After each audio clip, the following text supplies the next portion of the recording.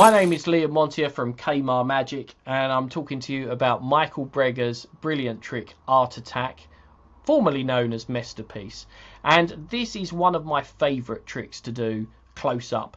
Anytime you've got a bit of table space, you're ready to go. So it's a great trick whether you're working professionally or if you're just showing tricks to friends at a restaurant or club or over Zoom. It works brilliantly virtually as well. And what I love about it is the fact that it ticks all the right boxes for me in that it's completely self-working. There's no hidden sleight of hand or moves at all. Okay, there's no gaffes or gimmicks for them to find or to go wrong on you. So everything is clean and examinable at the end of the trick as well.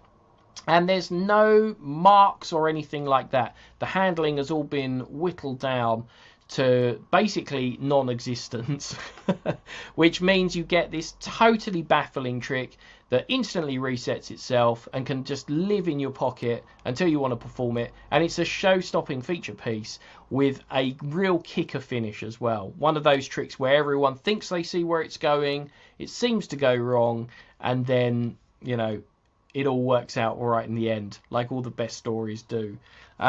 So yeah, let's take a look at the performance, and you can see a full uncut performance of me doing Art Attack by Michael Breggar. So in magic and in life in general, there are two sorts of magicians. There are card trick people, which would be me, and then there's performing artists. Who do performing art rather than card tricks.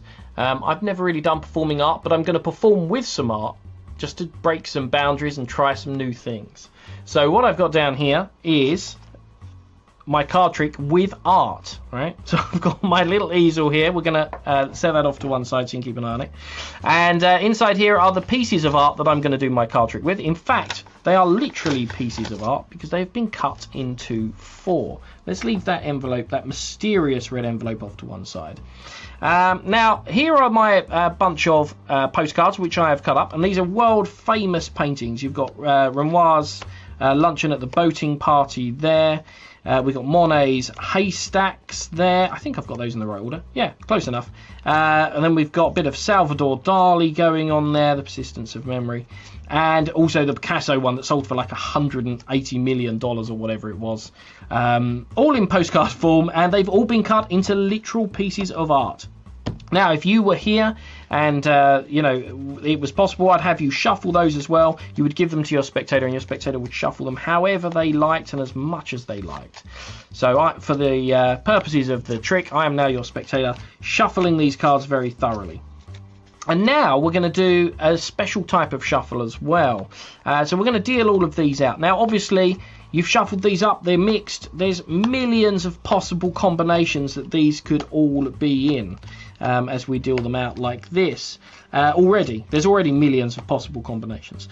But if we went to the next level and flipped some pieces over, then the amount of possibilities becomes literally endless. Literally endless. And so in fact, let's do that. We're going to flip over a whole bunch of these just at random to give us a starting point. So let's do that like that. And what's going to happen is we're going to do my special origami shuffle. So I want you to imagine this is one sheet of very modern art that we've created here from these pieces, and we're going to fold that sheet into a small bundle. And you're going to choose where we start from, where we fold down, and every time you fold an edge, everything's going to change. So let's say they start off by folding down the top half.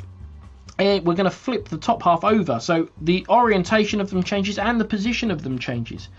Where would you want to fold next? From the side? That's great. So we're going to fold in from the side like this. And again, still 4 sides, so where do you want to fold? The same again? Yep, that's great. So we're going to fold across like this, and again you can see all the pieces flipping and turning, totally out of everyone's control. Organized chaos. We'll fold the top down like that, and then the bottom section up, for example, like this, and then we'll fold this over here to give us one huge random bundle of cards like that. Let's spread those out so we can see what's going on. Obviously no one could have predicted the order of that packet or how it was going to end up, and yet In my mysterious red envelope that's been aside from the beginning, there is a postcard inside, and it says there will be 4 pieces turned over. Well, let's see if that's right. This is piece number 1, and then all the way down here, piece number 2, piece number 3, and piece number 4. How weird is that? Well, that is pretty weird, but we were hoping for something even more spectacular, and let's see if it worked. Because if I turn these over, we've got 4 pieces. You end up, hopefully, making something quite spectacular. The luncheon at the boating... Oh! Well, that's a little bit unexpected. It's less of a masterpiece and more of a masterpiece. But strangely, everything worked out just as I had suspected. And that is Michael Breggar's Art Attack.